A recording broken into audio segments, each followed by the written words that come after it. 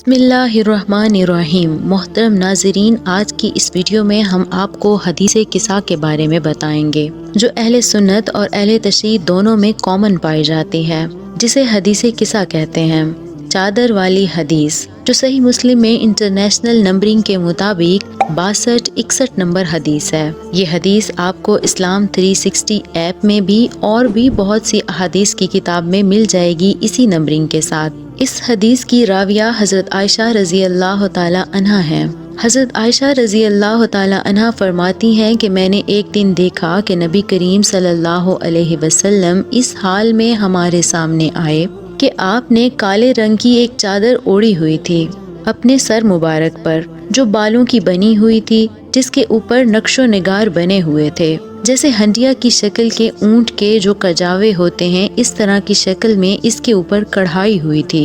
हज़रत आयशा रज़ी अल्लाह ताला अन्हा मज़ीद फरमाती हैं कि मैंने देखा कि इतने में हसन इब्ने अली नबी करीम सल्लल्लाहु अलैहि वसल्लम के पास आए। नबी करीम सल्लल्लाहु अलैहि वसल्लम ने इन्हें अपनी चादर के अंदर ले लिया।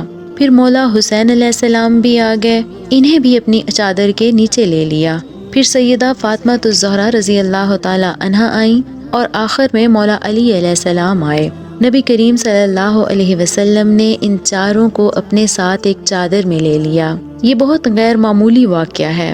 ये बड़े से बड़े लाड करने वाले लोग भी अपने घर वालों के साथ ये वाक़या नहीं करते, क्योंकि ये वाक़या वही की तायीद के साथ हुआ था और आपने इन सब को इस चादर के नीचे ले लिया। यानी 5 हस्तियाँ हो गईं, एक नबी अलैहिस्सलाम और 4 मजीद। इसी की निस्बत से पंजतन पाक का कंसेप्ट आया। फिर आप सल्लल्लाहु अलैहि वसल्लम ने ये चादर लेकर कुरान करीम से सूरत अहज़ाब की आयत मुबारका नंबर 33 की तिलावत की, जिसका तर्जमा कुछ यूँ है: ए नबी के घर वालों, अल्लाह तो चाहता है कि तुमसे हर तरह की नापाकी दूर कर दे और तुम्हें खूब साफ सुथरा कर दे।